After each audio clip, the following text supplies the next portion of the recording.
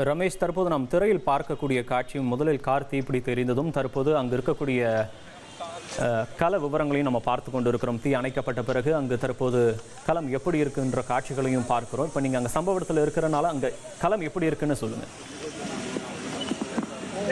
இந்த வெடிப்பு சம்பவம் ஒரு பரபரப்பை ஏற்படுத்தி இருக்கக்கூடிய நிலையில் இந்த சம்பவம் குறித்து முதற்கட்டமாக டெல்லி காவல்துறையினுடைய தலைவர் உள்துறை அமைச்சகத்திற்கு முதற்கட்ட தகவலை பிரீஃப் செய்திருக்கிறார். ஏனென்றால் டெல்லி காவல்துறை என்பது மத்திய உள்துறை அமைச்சகத்தின் நேரடி கட்டுப்பாட்டில் வருகிறது. அதன் அடிப்படையில் இந்த சம்பவம் குறித்த முதற்கட்ட தகவலை டெல்லி காவல்துறையினுடைய தலைவர் உள்துறை அமைச்சகத்தில் தெரிவித்திருக்கிறார். இதன் தொடர்ந்து தேசிய புலனாய்வு அமைப்பும் NIA என்று சொல்லப்படுகின்ற தேசிய புலனாய்வு அமைப்பும் சம்பந்தப்பட்ட இடத்திற்கு இணைந்திருக்கின்றன.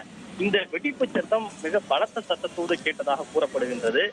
அந்த இடத்தில் எப்போதுமே ஒரு ஜன நடமாட்டம் மிகுந்து காணப்படக்கூடிய ஒரு இடம் என்பதால் பலர் காயமடைந்திருக்கிறார். காயமடைந்தவர்களில் ஒருவர் உயிரிழந்திருக்க கூடும் என்கிற அச்சமும் எழுந்திருக்கிறது.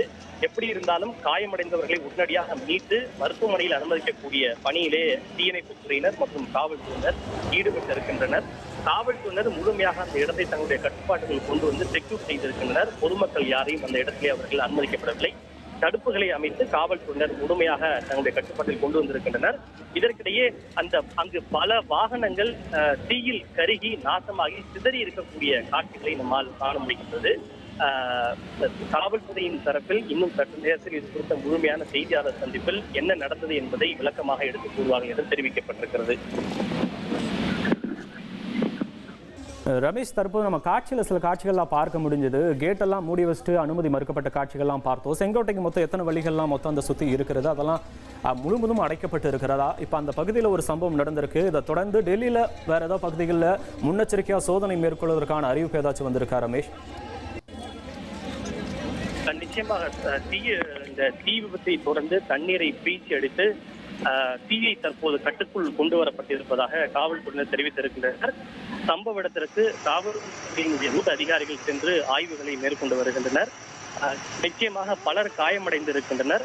அவர்களை உடனடியாக மருத்துவமனைக்கு அழைத்து செல்லக்கூடிய பணிகளும் துவங்கி இருக்கிறது. அந்த இடத்தை முழுவதுமே காவல்துறையினர் தங்களுடைய கட்டுப்பாட்டிற்கு கொண்டு வந்து அந்த இடம் முழுவதையும் அவர்கள் தங்களுடைய கட்டுப்பாட்டில் எடுத்திருக்கின்றனர். அங்கு பொதுமக்கள் யாரையும் அவர்கள் செல்ல அனுமதிக்கப்படவில்லை. இந்த சம்பவத்தை தொடர்ந்து ஒட்டுமொத்த டெல்லி முழுவதும் உஷார் நிலை ஏற்படுத்தப்பட்டிருக்கிறது.